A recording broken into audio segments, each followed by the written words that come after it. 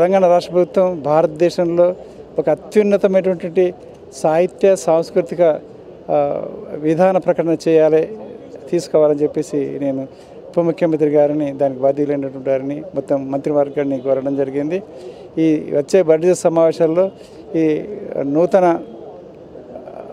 విధానానికి, సాంస్కృతిక సాహిత్య విధానానికి రూపకల్పన చేసి ఒక డాక్యుమెంట్ ఇవ్వడం జరిగింది. బి నరసింహారావు గారి నాయకత్వంలో మేము కలిసి డిస్కస్ చేసి ఆ డాక్యుమెంట్ని మాలాంటి వాళ్ళతో కలిసి మరొకసారి చర్చించి దాన్ని ఫైనల్ చేసి దానికి బడ్జెట్ కేటాయించాలి, అలాగే దాన్ని అమలు చేయాలని చెప్పేసి కోరుకున్నాము.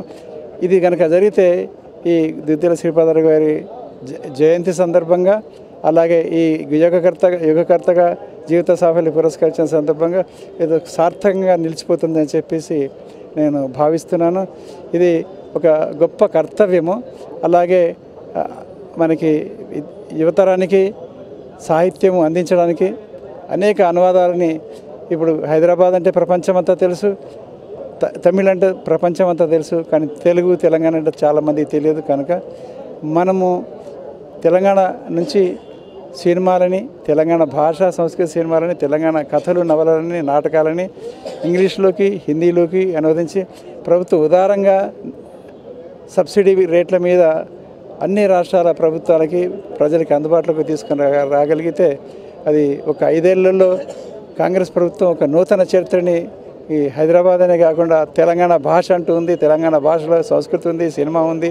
బెంగాల్ ఎట్లయితే సినిమా ఉందో బెంగాల్ ప్రత్యేక సినిమా అట్లా ఉంటుందని చెప్పేసి ప్రపంచం గర్వించదగిన స్థాయికి మన వాళ్ళు రచయితలు ఉన్నారు, కళాకారులు ఉన్నారు, సినిమా దర్శకులు ఉన్నారు, నటులు ఉన్నారు, కవులు ఉన్నారు. దాన్ని తప్పకుండా నెరవేర్చాలని చెప్పేసి నేను గౌరవనీయులు ముఖ్యమంత్రి రేవంత్ రెడ్డి గారికి, ఇప్పుడు దీనికి ఇన్ఛార్జిగా ఉన్నటువంటి బట్టి విక్రమార్క గారికి, మొత్తం మంత్రి మండలికి నేను విజ్ఞప్తి చేస్తూ సూచన చేస్తున్నాను. ఈ సందర్భం అలా కలిసి వచ్చిన సందర్భంగా నేను వారందరికీ హృదయపూర్వకంగా శుభాకాంక్షలు, అభినందనలు తెలియజేస్తున్నాను, అలాగే ధన్యవాదాలు తెలియజేస్తున్నాను.